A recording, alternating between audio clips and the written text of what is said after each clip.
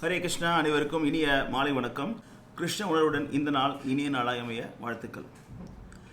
நேற்று நம்ம பகவத்கீதையினுடைய அறிமுகத்தை பார்த்தோம். இன்றைக்கி பகவத்கீதையினுடைய முதல் அத்தியாயத்தினுடைய ஒரு விளக்கத்தை பார்க்கலாம். பகவத்கீதை முதல் அத்தியாயம் அப்படிங்கிறது குருக்ஷேத்திர போர்க்களத்தில் படைகளை கவனித்தல் அப்படிங்கிற தலைப்பில் எழுதப்பட்டிருக்கு. இந்த அத்தியாயத்தில் பார்த்திங்கன்னா மொத்தம் 46 ஸ்லோகங்கள் இருக்குது. இந்த 46 ஸ்லோகத்தில் முதல்ல நம்ம இதை 5 வகையாக பிரிச்சுக்கலாம், 5 பகுதியாக பிரிச்சுக்கலாம். அந்த முதல் பகுதியில் என்ன அப்படின்னா, திருதராஷ்டிரனுடைய மனநிலையை விளக்குற விதமாக முதல் ஸ்லோகம் இருக்குது, முதல் பகுதி. ரெண்டாவது பகுதி அப்படிங்கிறது துரியோதனனுடைய மனநிலையை விளக்கக்கூடியது ரெண்டாவது பகுதி இருக்குது. அந்த மூன்றாவது பகுதியில் துரியோதனன் அந்த காட்சியை பார்த்ததுக்கப்புறம் பாண்டவர்களுடைய வெற்றியுடைய அடையாளத்தை பார்க்குறத நம்ம உணர்கிறோம். அதுக்கப்புறம் நான்காவது பகுதியில் அர்ஜுனனுடைய மனக்குழப்பம், மன அழுத்தம் அப்படிங்கிறத பற்றி பார்க்குறோம். கடைசியாக 5வது பகுதியில் அர்ஜுனன் எந்தெந்த காரணத்துக்காக நம்ம சண்டை போட மாட்டோம் அப்படின்னு சொன்னாங்க அப்படிங்கிறத நம்ம பார்ப்போம். இந்த மாதிரி 5 வகையாக பிரிக்கப்பட்டிருக்கு இந்த பகவத்கீதையுடைய முதல் அத்தியாயம். இப்போ முதல் பகுதியில் நம்ம என்ன புரிஞ்சுக்கணும் அப்படின்னு சொன்னால், திருதராஷ்டிரன் எந்த அளவுக்கு தன்னுடைய குடும்பத்தின் மேலேயே பட்டுதல் கொண்டிருந்தான் அப்படிங்கிறத பார்க்குறோம். ஏன்னா அவன் சொல்லும்பொழுது கூட தன்னுடைய மகன்களையும் பாண்டு புத்தர்களையும் பிரித்து பேசுகிறாங்க. ஏன்னா அவன் பெரியப்பா அப்படிங்கிற ஸ்தானத்தில் அவர் அப்பா தான், குழந்தை தான். தன்னோட குழந்தைகளாக இருந்தால் கூட பாண்டவர்கள் கொல்லப்படணும் அப்படிங்கிறதுல திருதராஷ்டிரன் ரொம்ப உறுதியாக இருந்தான். ஏன்னா தனக்கு கிடைக்காத ஆசனம் தன்னோட பசங்களுக்காவது கிடைக்கணும் அப்படின்னு சொல்லக்கூடிய ஒரு மனநிலை திருதராஷ்டிரனுக்கு இருந்துச்சு. ஏன்னா கிருஷ்ணர் இந்த கீதையில் சொல்லுவாங்க, காமயேஷ குரோதயேஷ ரஜோகுண சமுத்பவக அப்படின்னு சொல்லுவாங்க. ஏன்னா நம்ம நரகத்துக்கு போகிறதுக்கு 3 வழிகள் இருக்குதுன்னு கீதையில் கிருஷ்ணர் சொல்கிறாங்க.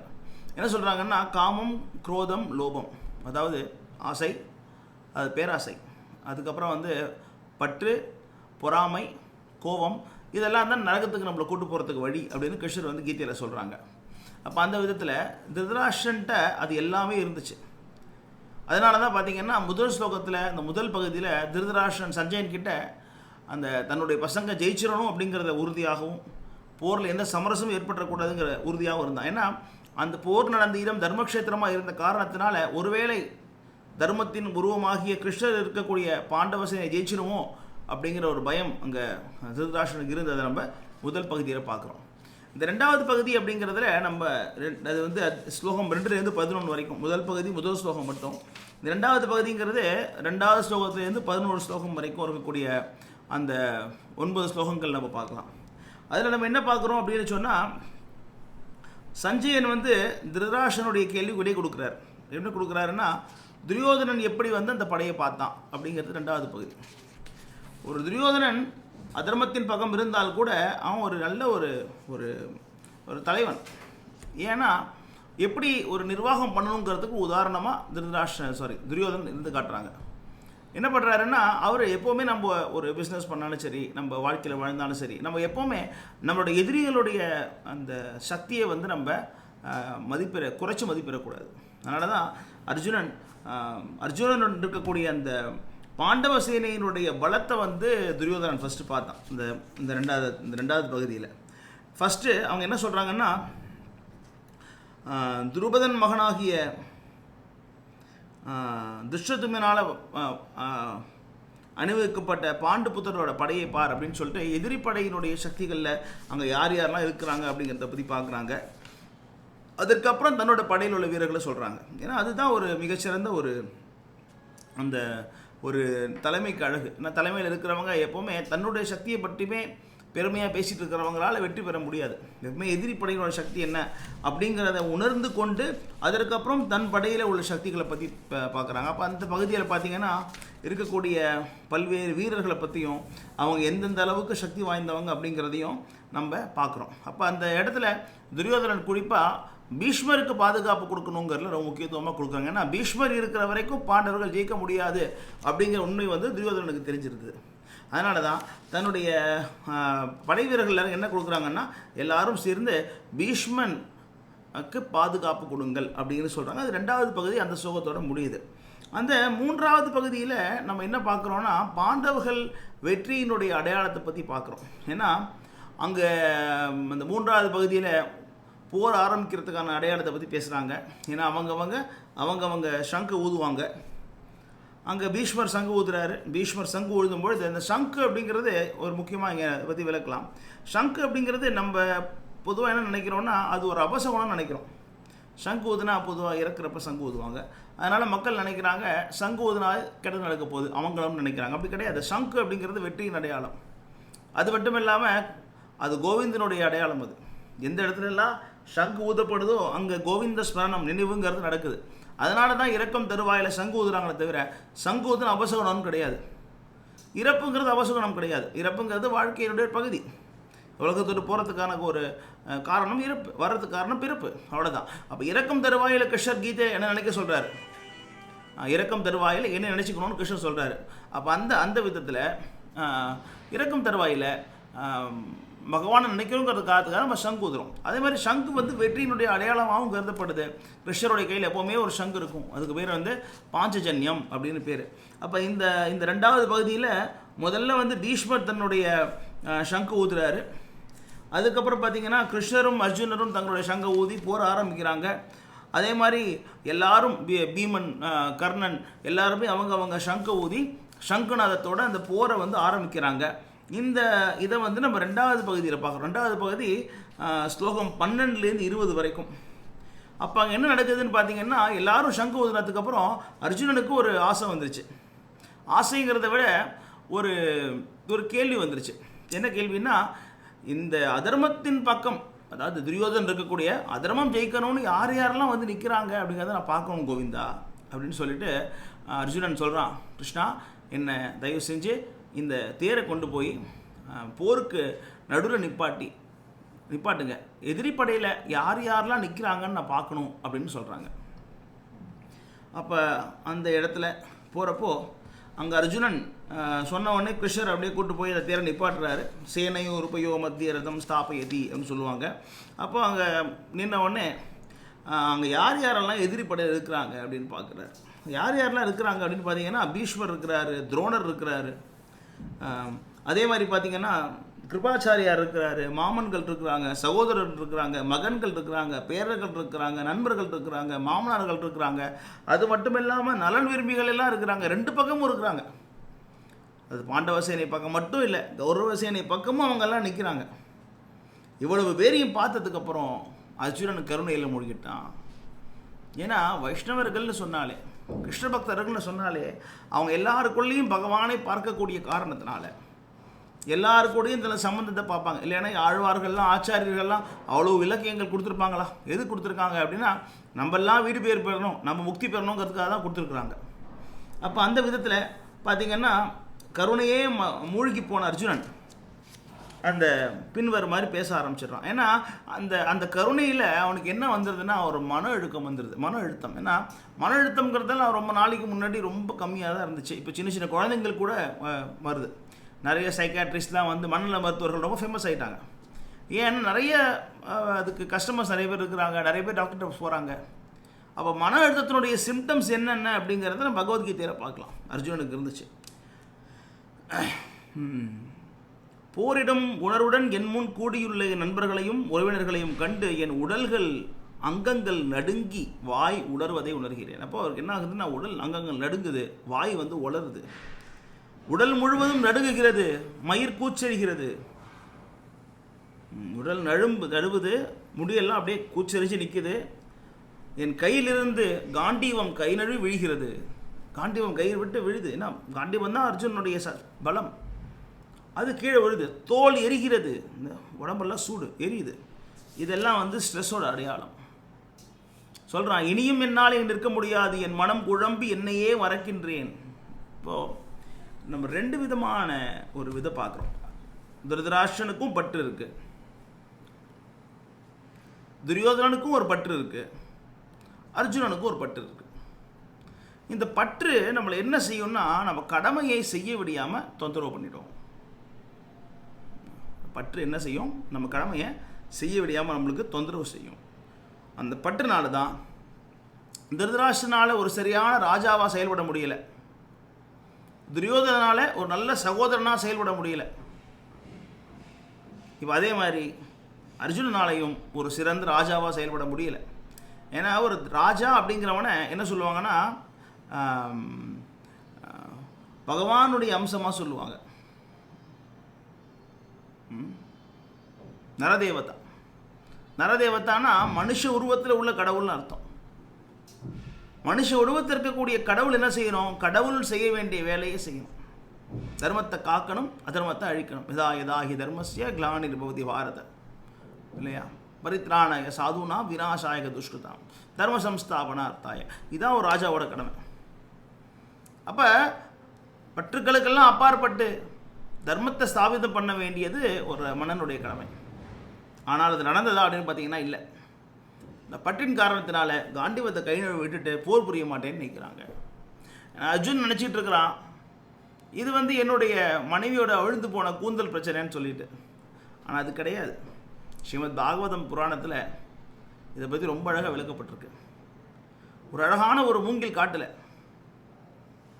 மூங்கில்கள் எப்படி தன்னைத்தானே உரசி கொண்டு ஒரு தீப்பொறியை உருவாக்கி அந்த உருவான தீப்பொறியினால் அந்த மூங்கில் காடை மட்டும் இல்லாமல் ஒட்டுமொத்த காட்டையுமே பஸ்பம் பண்ணிக்குமோ, அதே மாதிரி பகவான் கிருஷ்ணர் என்ன பண்ணாரா, மனுஷங்களுக்குள்ள ஒரு உரையை உருவாக்குறாரு.